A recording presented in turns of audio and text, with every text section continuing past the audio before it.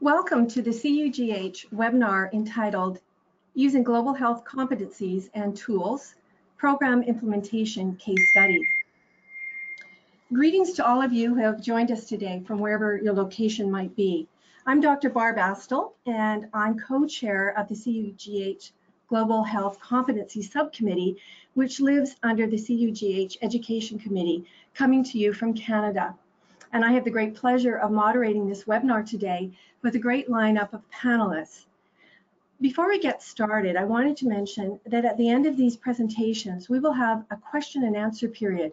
So those of you who are joining us live, please type your questions in the question chat box along with your geographic location and university or institution you are coming from to provide us with some additional context of who you are and who we are in conversation with. In addition, this webinar is being recorded by CUGH and will be open access and available on their website soon. So we invite you to please share this webinar widely with others in your networks, such as colleagues, faculty, and students. I will now introduce you to our panelists. First, we have Dr. Ijeoma Nodum-Okpara. She is the co-director of the Wayne State Global Health Alliance at Wayne State University School of Medicine. She is also a member of the CUGH Global Health Competency Subcommittee. Second, we have Carlos Farion Guzman. He is executive director for the Inter-American Center for Global Health, and who also co-chairs the CUGH Global Health Competency Subcommittee with me. He works both in the United States and in Costa Rica. And the final speaker is Dr. Tracy Rabin. She's assistant professor of medicine at Yale University in the Department of Internal Medicine. She's a member of the CUGH Education Committee, as well as on the Global Health Programs Advisory Service Committee. Thank you to our speakers and to all of you that have joined us today. Next. I will now provide you with a brief overview of this webinar. First, I will myself give you a brief introduction of what led us to the development of the competencies and the competency toolkit. So you can see on your screen there, I'm going to talk about that first, and then I am going to touch a little bit at the end, which is just in a few moments, about a survey that we're doing.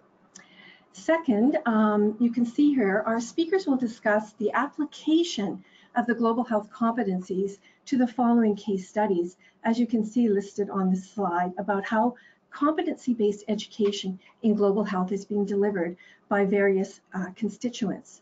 So the first case study application, adaptation of competencies in experiential learning settings, which looks at the global context interprofessionally, and Dr. Farion Guzman will speak to that. The second case study application will be Dr. Ijeoma Nodum-Okpara, and she'll talk about the development of a free multi-dimensional longitudinal interprofessional certificate curriculum that they have at Wayne State University, and looking at the local context as well as the interprofessional. And the last one will be Dr. Tracy Rabin, and her application is looking at global health and equity, a distinction pathway that they've done in their local context in internal medicine. And again, these presentations will be followed with a question and answer period at the end. Next. In just over a decade, there has been growing awareness that we know that global health requires a broad range of professionals from health and non-health disciplines, specifically an interprofessional approach. And this is reflected in one of the most commonly accepted definitions that we use from a decade ago now, Copeland et al. That global health emphasizes transnational health issues, determinants and solutions, and involves many disciplines within and beyond the health sciences and promotes interdisciplinary collaboration. Next. As a result of this continuing interest in global health and competencies, in 2015, and just prior to that, the Competency Subcommittee at CUGH worked with a number of collaborators and published what you'll see on the top of this screen a seminal article in the Annuals of Global Health. And in it, it was defining the level of proficiency as well as desirable competencies for two levels, the global citizen level and the basic operational program orientated level. In addition, it's important for me to mention that there are also ongoing conversations and work around global health competencies that continue to be explored relative to host and partner perspectives and some of the other controversies. And that is one of the publications that you'll see that I was involved with other members of the CUGH Competency Subcommittee a couple of years ago. Next. So with this setting, this context, this background, what followed was taking these competencies that were developed, which is really a guideline for our curriculum, was the publication in 2017 of the first edition of the Competency Toolkit. And then there was a lot of interest in this toolkit, and then we ended up deciding that there were other things that we could include to make this in a format that was more usable to a broader audience. So the second edition was published this past year.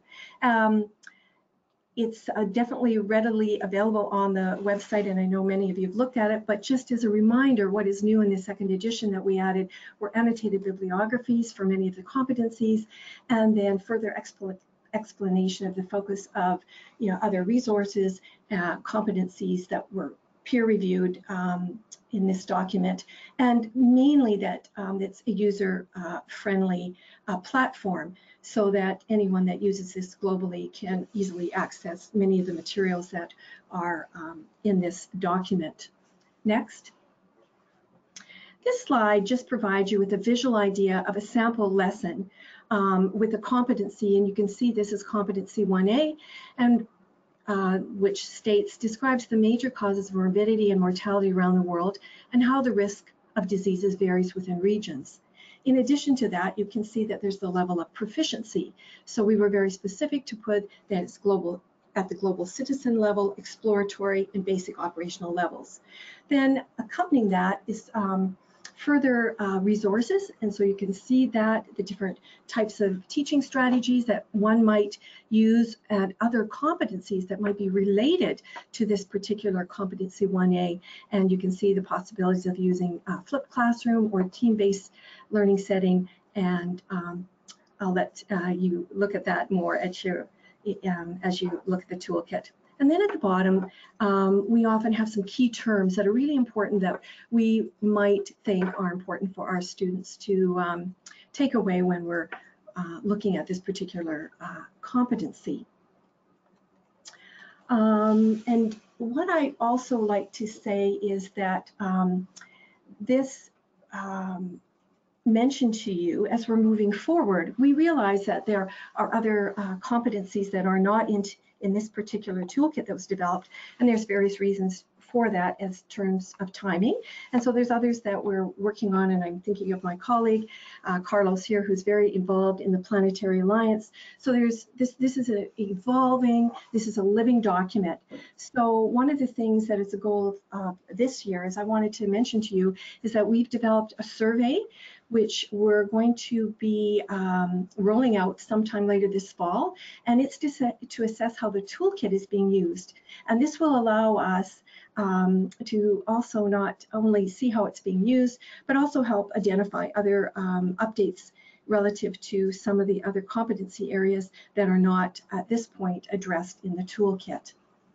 So now we will move into our first case study application, and I will now hand it over to Dr. Carlos Farian-Guzman. Carlos? Thanks, Barb. So just as a small introduction on what I'll be talking about, we're going to be trying to explore how these competencies can be integrated in experiential learning settings. And by experiential learning settings, I don't necessarily mean settings that are abroad or beyond borders. These are, of course, settings that can be anywhere that either outside your university, in your state, in your same country, although most of us have an understanding of experiential learning settings in global health being practiced abroad. However, just keep in mind that these can be applied. These examples that I'm going to give you and some of the tools that I'm going to try to provide can be applied broadly in any experiential learning setting. So as Barb said in the introduction, I represent and direct the Inter-American Center for Global Health, or Centro Interamericano para la Salud Global, which is a global health regional hub based in Costa Rica, more specifically in southern Costa Rica, in which we try to work somewhat as an interface between academic institutions that want to provide experiential learning opportunities for the students and the learning environment in Costa Rica. So we try to create learning experiences that are both ethical and meaningful in regards to these competencies and what students should be learning. So I'm going to run you through a kind of a day-to-day example in which we encounter a lot in CISG, or the Inter-American Center for Global Health. So these are common day emails that we receive, people that hear about our work and want to engage with our work.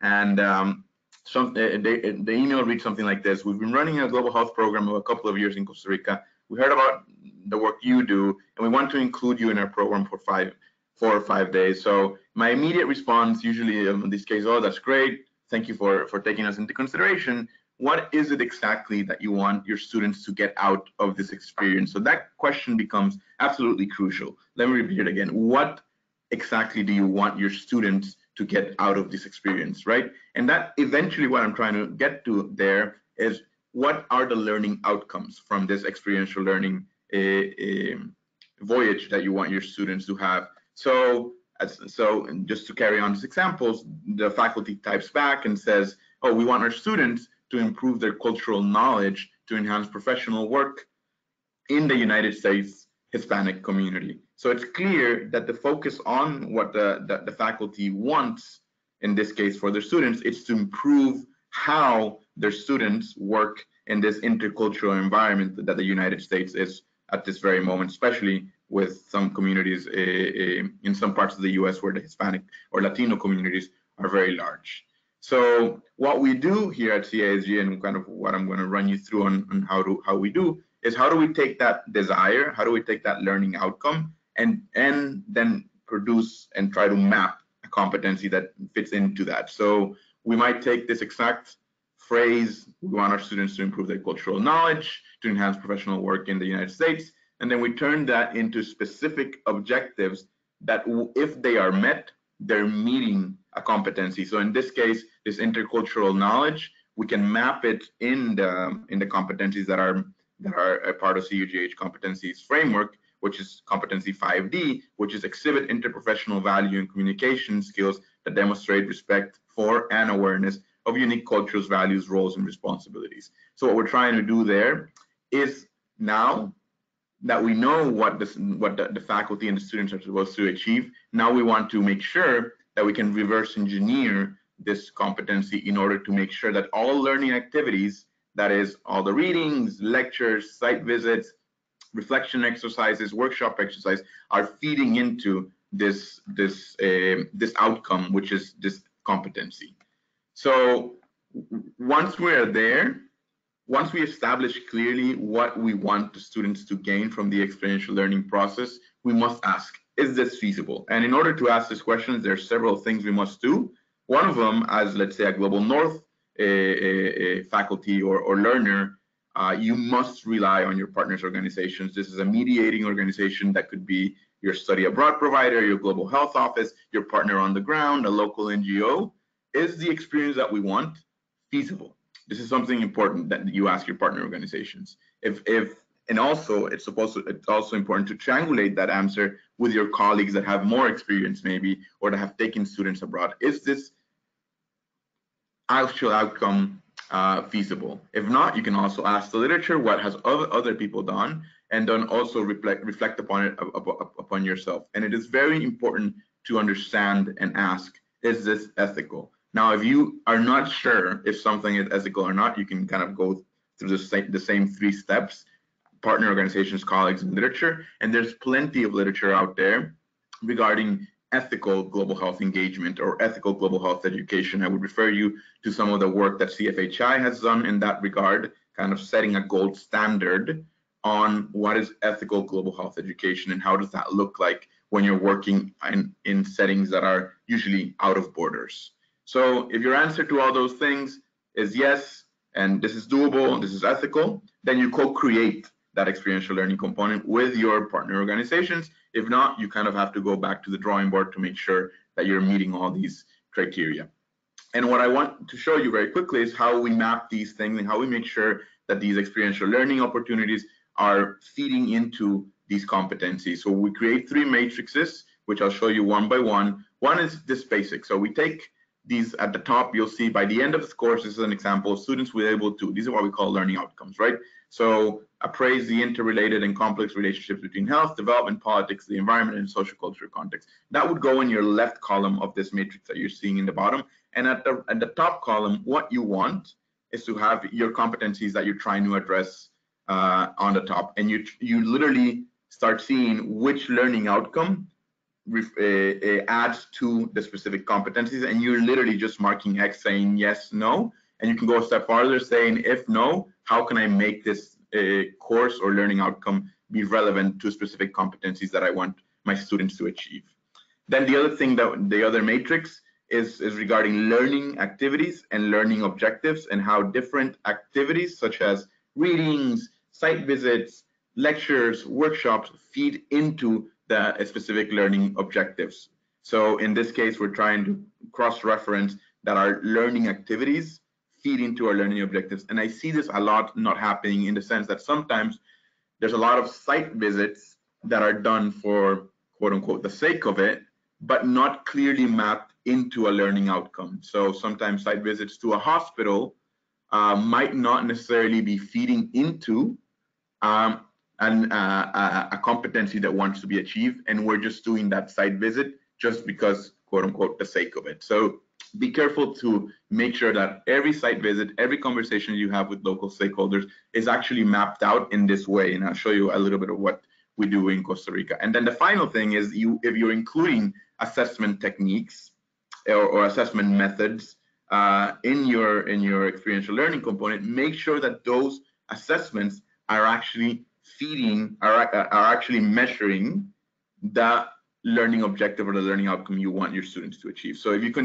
can create those 3 matrices, and it takes a while, yes, to create them, but if you can create them, you're making sure that your student during this experiential learning opportunity is going to be actually learning and acquiring the skills, the attitudes, and the knowledge that you want them to achieve. And so these are 3 ways that you can make sure that this happens. And I'm just going to show you this example of a specific site visit that we do a lot with our students in Costa Rica, which is taking them to a primary healthcare facility. And this is kind of what the guide to this site visit looks like. You have a short description here to the upper left, how the site visit is framed. That's what we talk about with the students in previous, and what are the key competencies that we want to address in this site visit. And then in the lower right, you have the key guiding questions for the students as they go about in thinking how this site visit falls into this global health education. So as I said, there's the description, what is a primary healthcare center, there's kind of the preparation of the site visit, and then the clear here is what are the competencies that we want to address. So if we're visiting a primary healthcare facility, let's just take, for example, competency 2A that describes different national models of health systems for provision of healthcare and their respective effects on health and healthcare expenditure. So you're trying to clearly address through this site visit how different healthcare models are organized. And we go through that with guiding questions, and we plan post activities for students in order for them to integrate effectively what they've just gone through, that experience that they've gone through. So that integration component is just as important to feed in to these key competencies. So always keep those matrices involved to make sure that your learning activities are feeding into that. And this is where you want to be. You want to be, your experiential learning opportunities, they want to be in a place that is meeting both communities and institutional needs on the ground, but it's also meeting these objectives that you've set out for your institution from your institution, but also that you're taking into consideration what can the student do actually, and what does the student need, right? And kind of framing this in the ethical question I was mentioning earlier. So if you do have any questions, you can email me, or you can ask a question at the end of the webinar. Our website is referred to in this slide, but for now, I'm going to pass it on to Dr. Ijeoma Nodim Opara, which is going to tell us about her experience in Wayne University.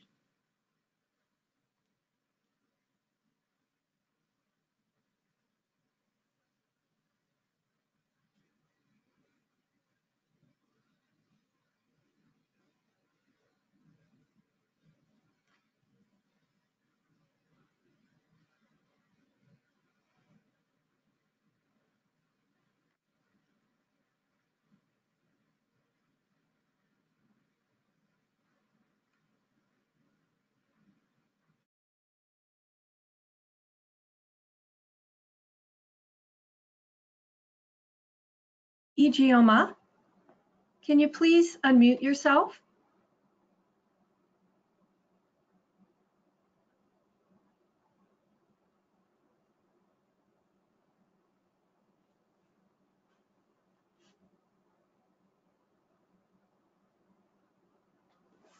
Hello, hello.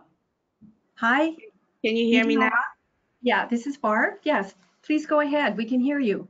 Thank you. I'm sorry about that. Again, good afternoon, and thank you, Dr. Ferran Guzman, and good day to all listening and watching this webinar, and to all my Niger people, happy Independence Day. I have the honor of giving a brief overview of how we at Wayne State University used the CUGH Interprofessional Competencies and Toolkit to create an innovative, comprehensive global health curriculum titled GLUE, which is the Global and Urban Health Equity Program.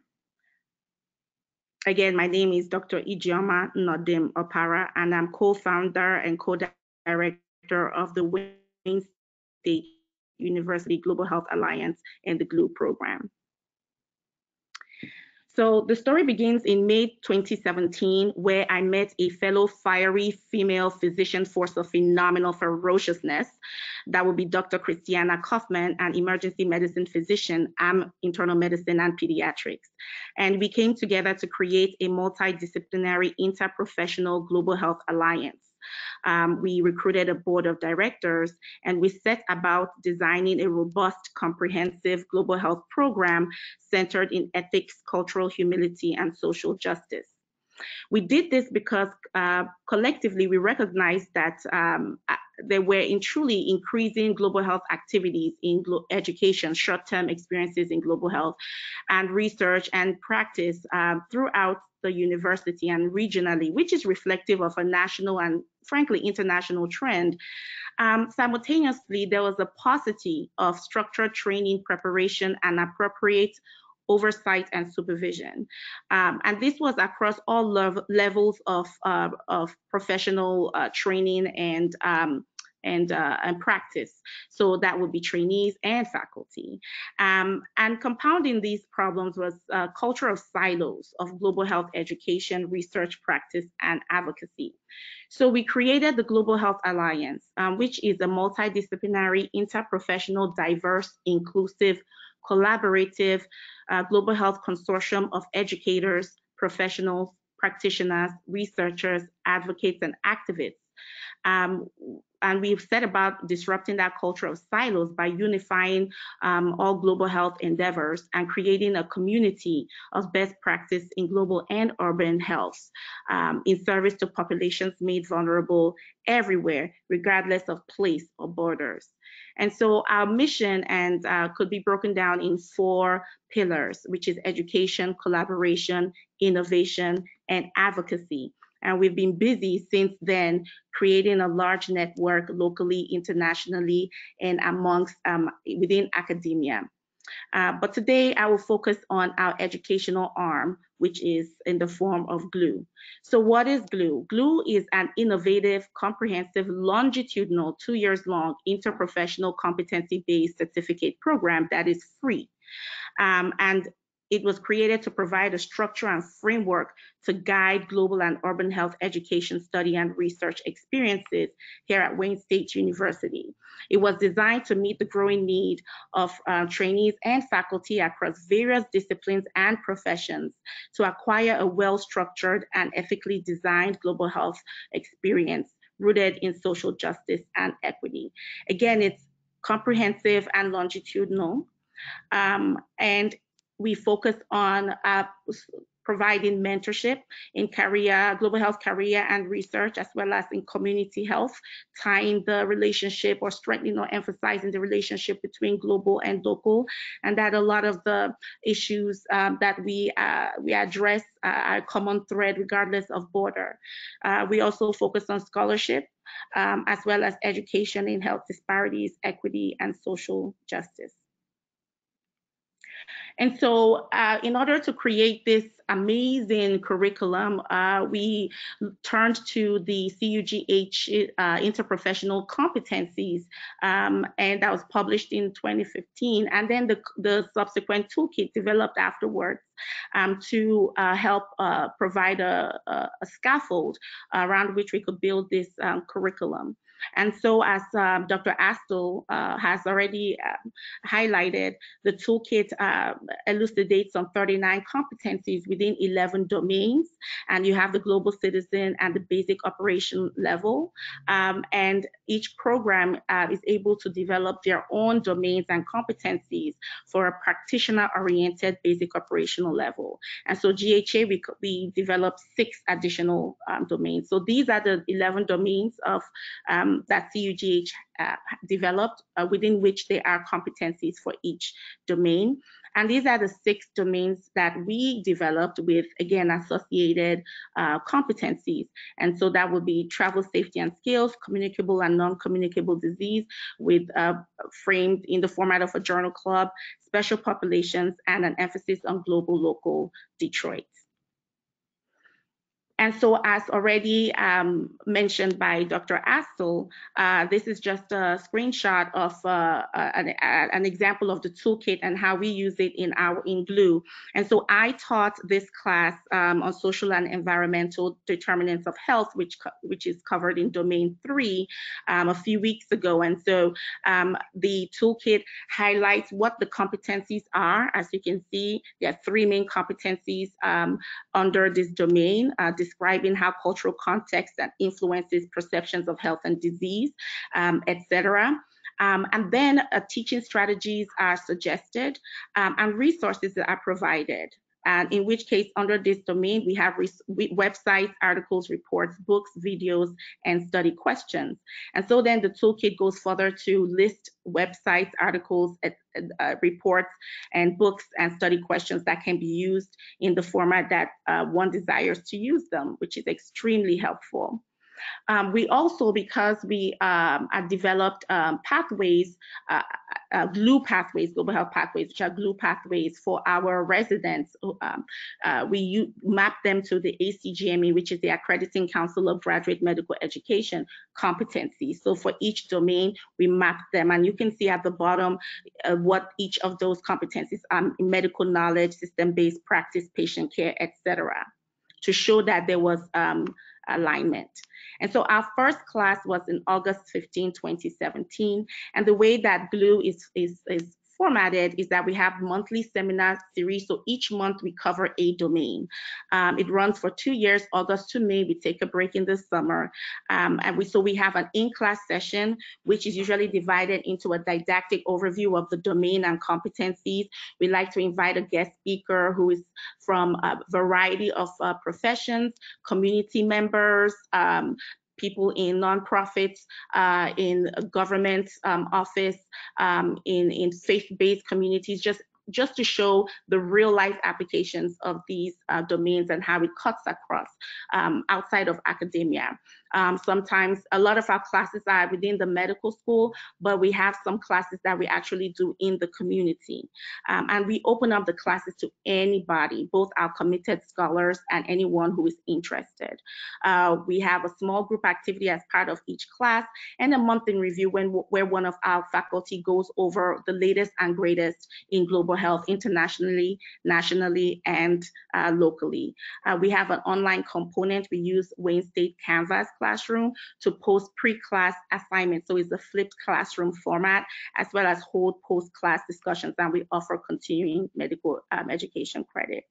We also have a capstone project and our service experiential learning components locally and internationally, and we encourage quarterly engagement in the community. This is an example of some of our scholars in the community doing their quarterly, we call it LEGO, learning experiences get out. So go out in the community and learn something. What is the community doing, leading? And then they write a reflection. So this is an example of that. And then this is an example of Canvas, as you can see for my class that I taught, the social and environmental determinants of health. And we post the competencies, the pre-class assignments. We also use it to post, make announcements of what's going on in the community. For example, we posted about today's webinar on the site, encouraging people to join. We have a capstone showcase. So at the end of the year or before graduation, we celebrate the capstone achievements of our scholars. And you can see here our local and global capstone groups. So we ended up with 42 scholars in our first cohort since then, and we've graduated 25. These are the tools that we use. We have student assessment tools and program evaluation tools to ensure that we are doing what we say we are doing, and all those are mapped to the competencies. We also are using a global health milestone tool developed by Dr. Douglas and her group from emergency medicine, and applying it to an interprofessional setting. And this milestone tool is mapped to CUGH competencies to ensure, again, that we are meeting how proficient or how competent is a scholar. After they take GLUE, we know they're competent in these domains, but how competent are they? And so that's where the milestones really does help. And this is an example for my class, the social determinants of health, how we are using that milestone depending on the assignments that they completed to show how competent they are.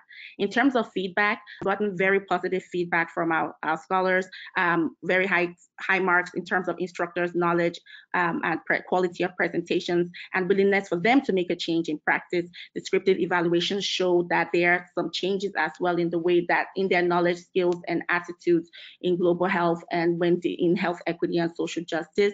We do a mid-curricular assessment that is completely descriptive, and we were able to glean strengths and opportunities.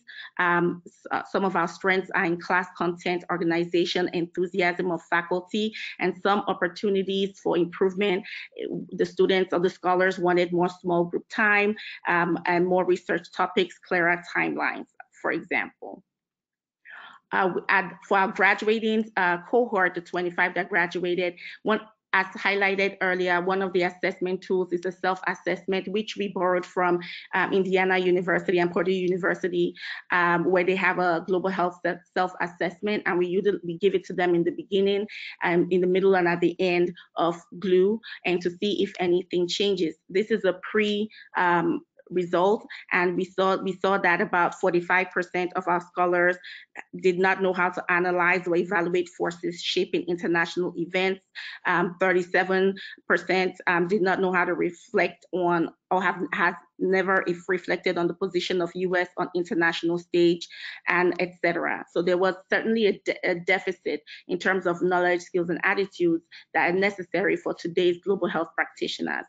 After GLUE, we noticed that there was actually statistically significant improvement in these knowledge, skills, and attitude areas upon completion of the curriculum.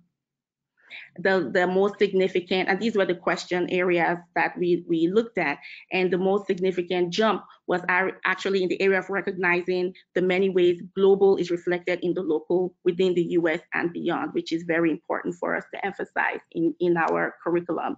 We are continuously going through an assessment and improvement feedback loop to feed the evaluation and assessment data into improvement of the curriculum, and then just continuously going through that loop to ensure we're actually adhering and meeting the competencies and utilizing the milestones.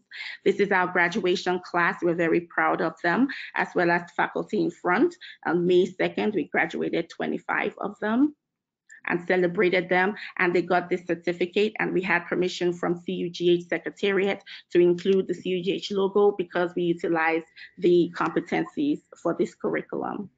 And we continue to disseminate our success. We had an inaugural conference, and we had Dr. Jessica Everett, you see her there, celebrating with us and sharing about the latest and greatest in global health education. We disseminated at the CUGH conference last year. We're hoping to also disseminate progress and improvements at this year's conference in DC, April 18th. In conclusion, GLUE is the best practice curriculum model for global health education using the CUGH Global Citizenship and Basic Operational Interprofessional Competency levels. And we demonstrated that it does improve global health practitioners' knowledge, skills, and attitudes regarding health of local and international communities. And this is very important because now more than ever, there is a great need for global health leaders who have those competencies and are proficient to build equitable partnerships across disciplines, professions, and sectors, are able to critically reflect and self-reflect and strategically navigate systems of power and privilege and engage equally with communities in community-led priorities, and finally, are able to effectively adopt a social justice and equity stance in addressing the common, complex physical, mental, spiritual, and socio-political pathologies that riddle our backyard and the rest of the globe. I thank and acknowledge the rest of the board of my directors, particularly my partner, Dr. Christiana Kaufman, and Vice Dean, Dr. Mark Zervos. These are the three people that are my bosses. They illustrate to me every day that a small group of committed citizens can change the world, because they do that every day in my life. My daughters, Igo Chinyere, Oroebubechi, and Chimamanda. And so I thank you for your attention. This is my email. Please feel free to contact me if you have any questions or need anything really. And so now it's my honor to turn it over to my colleague, Dr. Tracy Rabin of Yale University, to take us home.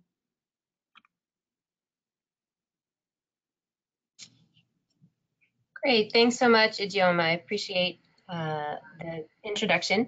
And to round out our conversation today, I'm going to give another example of how to implement global health competencies. Specifically, I'm going to be talking about incorporating global health competencies into graduate medical education.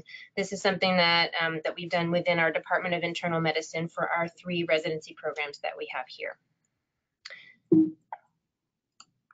Okay, so in 2014, in recognition of the number of residents within our department who were engaging in significant extracurricular activities during training, as well as additional scholarship, our department decided to roll out what we call a Distinction Pathway Initiative. This was sort of mandated from the residency program directors, and the idea was really to provide some structure for the work that the residents were already doing. And so we did this in 4 topic areas, in quality improvement and physician leadership, clinician investigation, clinician education, and then global health and equity. The main goals for all 4 of these pathways, there were 2. So first off was to enrich the general curriculum with core content. So the idea was that all residents graduating from our Department of Medicine would have an enhanced experience with respect to education in all 4 of these areas. And then the other goal was to collate and provide additional experiential learning opportunities, as well as supportive mentorship and scholarship opportunities for folks who had passions for work in these areas. Importantly, The requirements needed to be rigorous, but also achievable within a 3-year residency. We have felt very strongly that in intern year and training, people are so busy just trying to land and figure out what they're doing, get accustomed to the system, and then learn how to be a good intern, how to be a good doctor, that we didn't want anybody to have to commit to this kind of a program until at least their second postgraduate year. So it needed to be something that was achievable in 3 years, but really people would not be committing to this program until their second year. So in terms of defining the distinction pathway, so what it is, as I said earlier, this is a way to support individual passion. We have so many residents who are coming into training here who have done significant global health work in medical school, have that fire, and we wanted to make sure that that did not get extinguished during the course of a typical residency. We wanted to provide a more formal structure for engaging with mentors around global health. As well as a structure for increasing global health content in education for all of our residents and helping the residents who are in the pathway to take part and participate in doing so. Now, importantly, what our distinction pathway is not. So it is not an additional year. So we do have both traditional internal medicine residents who have a 3-year program, as well as MedPeds residents who have a 4-year program. So we did not want to tack on an additional year for this. We also talked about whether it would be worth adding an additional degree, but felt that we really wanted to retain the focus of residency on the creation of excellent physicians. And then this piece was to really, as I said earlier, support the passion. At the end of the pathways, the idea is that all of the residents who participate would emerge with a portfolio of activities and accomplishments that they could then present to a future employer to demonstrate that they have achieved a certain level of competence, which is how the CUGH competencies play a role. But again, not an additional year, not an additional degree. And also importantly, we did not have any additional funding for any of this, which is interesting. I actually spoke to directors of similar programs like this actually around the country. And that's actually fairly typical, that the faculty were not receiving any additional funding for their time to create these types of tracks. However, 2 years ago, we were able to get a piece of an administrator to help organize the 4 distinction pathways. Now, in terms of how we went about developing the distinction pathway, we decided that we wanted to really look at what were the needs of our trainees and involve them in the process. So we developed an advisory committee, which was composed of chief residents as well as residents who were interested in global health, and then some key faculty. We spent about 2 years working on the development of the distinction. This started off with defining what did we mean by global health, which is how the word equity ended up in our name, because although we felt that using the Copeland definition, it was fairly obvious that we were talking about vulnerable populations regardless of borders, it was not going to necessarily be immediately obvious to those who are not working in the global health space. So we wanted to make that clear. We developed a mission statement and then as well as the structure of the program, and ended up with Global Health and Equity Distinction Pathway, or GHEDP. As for our mission statement, we aim to train internal medicine residents to be leaders in health disparities and advocacy, both nationally and abroad. Through a combination of immersive clinical experiences in resource-poor settings, didactics on public health, and scholarly endeavors, our residents will be informed leaders in ethical and professional healthcare. So in terms of the objectives of our distinction, so we intend to develop core competencies in leadership, advocacy, ethics, and social justice through these 4 points. 1, through exploring definitions and building meaningful language surrounding the practice of global health. 2, understanding population health and geographic burden of communicable and non-communicable diseases. 3, learning to apply multidisciplinary and sustainable methods to issues impacting health globally. And lastly, to demonstrate evidence-based medicine and systems-based practice in resource-poor national and international settings. Now, as far as our requirements, so there are sort of 3 pieces to this. The first being clinical opportunities, and we divided that up into general opportunities, which were local clinical opportunities, as well as immersive, and those could take place either domestically or internationally. Yale does have relationships with 6 different collaborators around the world as part of the Yale, Stanford, Johnson & Johnson Global Health Scholars Program. And so residents can apply for funding to do 6-week-long funded clinical rotations at any one of those sites. So those would count. And then we also have 2 sites domestically where we've been collaborating, and they can apply to do that work as well. The second piece is didactics, and importantly, we have such a richness of activity that it's happening at the university, both in the health professions campus, as well as on the undergraduate and arts and science campuses, that we really wanted to try to leverage those speakers who were already coming in from outside, those classes that were already being put together, and try to leverage what we could, again, because we didn't have any specific funding for faculty time, and try to see if we could sort of bring that together to form the didactic piece of our curriculum. And then the third piece is scholarship, and this is a very key piece, and that's a large aspect of what I do, which is speaking to each of the residents and trying to get a sense of what their research interests are, and then connecting them with mentors, following up with those mentors during the remainder of their time in training. Importantly, we wanted the requirements to map to the CUGH Global Health Competencies, and we decided that we wanted to use reflection as the tool to track this. Other pieces to the structure. So similar to the other 3 distinction pathways that we're developing at the same time, we decided to use a credit system for each of the requirements to try to weight the contribution of activities. Put more simply, we wanted to make sure that there wasn't one distinction pathway that was the easy one, and then others that were more challenging to complete. We wanted people to be able to complete them in the course of training. But certainly they would have to demonstrate some extra effort to do so, but we were trying to have parity across the distinctions. The second point, and I think this is probably one of the most important pieces that the residents asked for, was to have flexible means of meeting the requirements. Graduate medical education, we have 80-hour work week limits. The schedules are highly variable.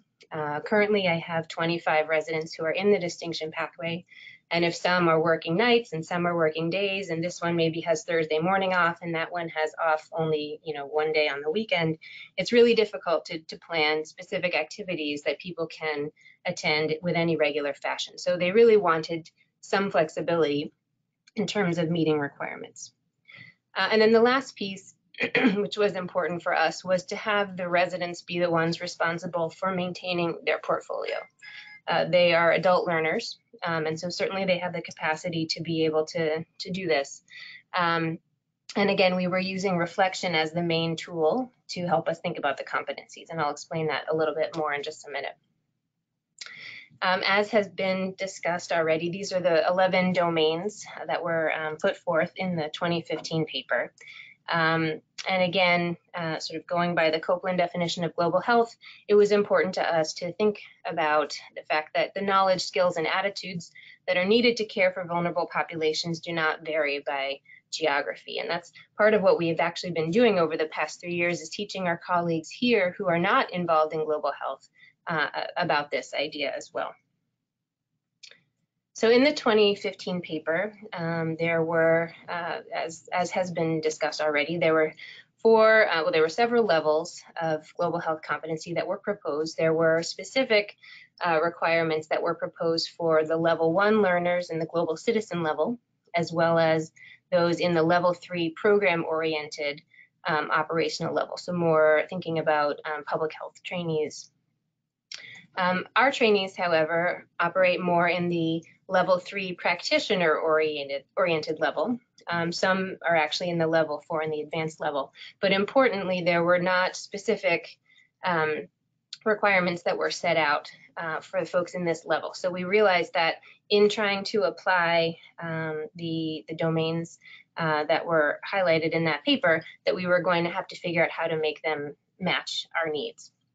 And so similar to what Ijeoma has just spoken about, similar to what happened at Wayne State, we decided to map the CUGH competency domains to those from the ACGME. So the ACGME being the accrediting board that governs graduate medical education. So these are the 6 ACGME competency domains listed here on the left-hand side.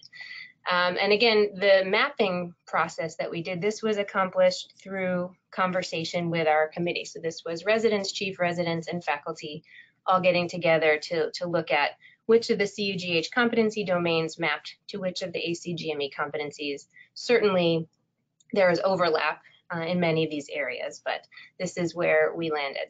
So in terms of thinking about patient care and procedural skills, we felt that the globalization of health and healthcare and the health equity and social justice piece mapped most closely to the ACGME competency domains listed in that first box. And importantly, this kind of mapping was useful in our conversations to the administration here about what we were doing and what we were proposing with this distinction pathway. In terms of medical knowledge, so we mapped the global burden of disease and the social and environmental determinants of health competencies to that ACGME domain. Ethics and professional practice mapped to the professionalism competency under ACGME domains. Sociocultural and political awareness, and then collaboration, partnering, and communication mapped well to the interpersonal and communication skills domain. Program management mapped nicely to the practice-based learning and improvement domain. And then finally, for the systems-based practice piece, we mapped strategic analysis and capacity strengthening. So now, moving on, in terms of how we operationalized our program, this is an example of an email that I send out once a week to everyone in our distinction pathway, which includes links to interesting articles that have come up, letting people know about things that are going on in the country and the world that are important for them to pay attention to, as well as sort of gathering, collating many of the events that are happening in and around campus, trying to give people opportunities to see things that might not necessarily automatically pop up in their emails. And if importantly, some of these are evening activities, some of these are lunchtime activities, and so this brings together the idea of flexibility. So really giving people multiple options to find a topic that's interesting to them and to attend whatever talk that might be. We also make a big point of telling our residents that if there is a speaker coming that they're interested in meeting and they happen to not be able to make that particular talk for whatever reason, that we always have the option of connecting them to that person for a separate conversation at another time. So now I mentioned that it was important to us to have the residents log their experience. And so we use MedHub here at Yale as our sort of evaluation tracker, procedure tracker for our trainees. And so we set up, for all of the distinction pathways, we set up specific screens in the portfolio tab where residents could enter information about various talks or events that they have attended, activities that they have done, clinical or otherwise. And what we really like about this particular product is that with each entry, there is an opportunity to upload files. So if someone gives a talk, they can upload their PowerPoint presentation. If they are giving a journal club presentation, they can upload the article, and it goes right along with their portfolio entry. In this particular example, this would be an entry form for a clinical experience. So this could be clinical experience either domestically or internationally. And that you can see on the form here, they would put in the date. There's a drop-down menu that helps them choose the activity type, how many hours they spent, and then there's a box for the reflection. And importantly, what we have asked the residents to do is to choose at least one, they may choose up to 3 of the CUGH global health competencies. And you can see here there's a little drop-down box that makes it easy for them to do this. To choose at least one of the global health competencies that they feel that is related to whatever the specific activity is that they have attended. So if they have worked in our refugee clinic for an evening, then they would go here and they would select, one of the global health competencies that they feel most tags best to that particular experience. And then their reflection is supposed to be focused on explaining how they gained some more experience or understanding of that particular competency from this clinical experience. Additionally, in the blue, you can see that there is a space for them to click on the ACGME competency that maps best to whatever activities they are filing about as well. Ijeoma already mentioned this, but just sort of another example that exists in the literature about how to implement the CUGH competencies within graduate medical education. Our colleagues in emergency medicine put together this fantastic toolkit a few years ago, which basically has converted the CUGH competencies to the ACGME milestones. And so this is just an example of milestones for domain 1 for the global burden of disease that one could try implementing. There has not yet been one that's been developed for internal medicine or pediatrics, but certainly there is plenty of overlap, and other fields may wish to consider moving forward with something like this. So as far as next steps for our particular program, so over the past 3 years, I've had 10 residents who've graduated with the distinction. There was an 11th, however, his personal goals changed part of the way through his 3rd year, and so he did not ultimately complete the distinction. And actually, this number is wrong. I have 25 who are currently in the pathway. And with 3 years worth of data now being filed in MedHub, we're in the process of looking at which of the global health competencies are being covered more frequently. Are there any that are not being covered at all? And thinking about whether we need to start creating new learning opportunities to specifically address those issues. Additionally, we're looking at the detail that's being incorporated into the reflections to get a sense as to how well this is capturing what our residents are learning from these experiences that they're doing. For more information about the process of developing our distinction pathway, some of the former chief residents and I had actually put together a paper which describes really the whole process of developing the distinction pathway, and some of the tables that I have shown here in my slides are incorporated into this document as well. And this is my email, so please feel free to contact me if you have any questions that we don't get to during the webinar today. And with that, I'd like to turn the microphone back over to my colleague Barb, who will be handling the question and answer period of our program. Thank you very much, Tracy. I'm just mindful of the time, and it looks like we only have 4 minutes left in this 1-hour webinar. Is that correct?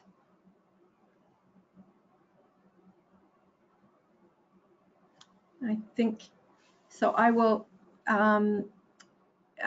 go ahead and take a couple of questions, and then I think I'll just summarize. Thank you for the questions that have been coming in. There's some very, very interesting ones, but one that kind of keeps coming up. So Ijeoma, Ijeoma, I would like you to answer this. Someone says, with the particular program that you have, the Global Health Alliance, can others outside of Wayne State University also be involved in the certificate program? And what are the disciplines that you see that are registered? Is it just medicine, or are there other disciplines? Thank you, Barb. Can you hear me? Yes, I can. Wonderful. Thank you to whomever wrote that question. I appreciate you bringing it up because I was reflecting and realized I didn't go into that a lot. So it was very important for us that we made this interprofessional because we are very passionate. That is one of our core guiding principles, is interprofessionality and interprofessionalism. And so, yes, we are open to whomever is interested. We do not have only Wayne State folks as part of GLUE. We have folks from, we have nursing, we have pharmacy, we have physician assistants, we have public health. We opened it throughout the campus. We welcome engineering, law, business, journalism. We don't have those folks currently, but our new class coming in, we had 55 applicants and just admitted our second cohort earlier this year, and it's even more multidisciplinary than our first cohort, which is very exciting. So you do not have to be in a Wayne State person, employee or student or faculty. No, we have folks from the community, and then B, we welcome all variety of professions because it makes the class so much richer. Thank you very much. The next question is, actually, this is for you. It's a very specific one, Tracy, and they're wondering whether or not has the distinction pathway been adopted by other disciplines or departments in medicine? Thanks so much for the question. So it's interesting when you look around the country at other departments of internal medicine, there are efforts like this that are happening at many, many institutions. Some, as I had said earlier too, in general, faculty are not getting any faculty time support for any of these, which I think is an interesting common piece. But yes, so there are definitely tracks that are being developed. I think people are using different terminology for these, and they may have sort of different degrees of requirements. But sort of in global health, in education, in research, and even in some other areas as well. This is definitely something that's happening in internal medicine. You know, here at Yale, I have colleagues in emergency medicine and surgery who are also working on the same types of efforts. And it's been actually really exciting for us to think about joining forces as we've started to co-host activities for our learners and really get people across the disciplines to be talking to each other. So they're having more advanced level conversations across the disciplines. Thank you, Tracy. Just looking at the time, and I'm actually going to be able to do one more question, and this will be for you, Carlos, and then I'll just do a little bit of a summary. Someone said, in looking at, and I think what they're referring to, Carlos, is your Venn diagram, where you have the institution, the community, host community, and the students, and you've got those overlapping so that in the middle they're merging. Can you comment upon what you've been finding when you've got that Venn diagram and everything is merging in the middle? Thanks, Barb, and thanks for the question. So when we think of setting up global health experiential learning in a way that meets all the stakeholders, or as much as all the stakeholders' needs and capacities, we've encountered that the fulfillment of the competencies or the learning outcomes are much better. It kind of speaks to the ethos of the global health learning community or education community. So I would say, and I hope this is what the question was referring to, that by keeping that balance in mind and keeping the Venn diagram is to kind of keep checks and balances in place on what are we considering when we're designing experiential learning. The hope of that diagram is to kind of, in a short, very simple image, make sure that when you're designing and implementing, that you're checking the boxes to make sure that things are done in a correct manner. And when usually things are done in a correct manner, experiential learning is enhanced, and hence learning outcomes are enhanced. Thanks, Carlos. I also note, as we're getting to the end here, that there's quite a few questions about joining CUGH and also accessing the toolkit. And so I would direct you to the actual website where you can get information more on institutional and individual memberships, and the toolkit is available there. So I would just like to now thank our panelists, Carlos, Ijeoma, and Tracy, as well as our attendees to this webinar. And again, remind you that this webinar has been recorded, so will be available soon on the CUGH site. as well. The upcoming 11th annual CUGH conference is in Washington, D.C., April 18th to 20th. So I hope that we'll look forward to seeing many of you there. And if you have any other questions about anything that was presented today, just go ahead to the CUG website, the Competency Subcommittee. You'll see my email as well as Carlos and others. And feel free to please email us, and we'd be happy to respond to other questions offline. Again, thank you for your participation, and look forward to speaking and seeing all of you soon.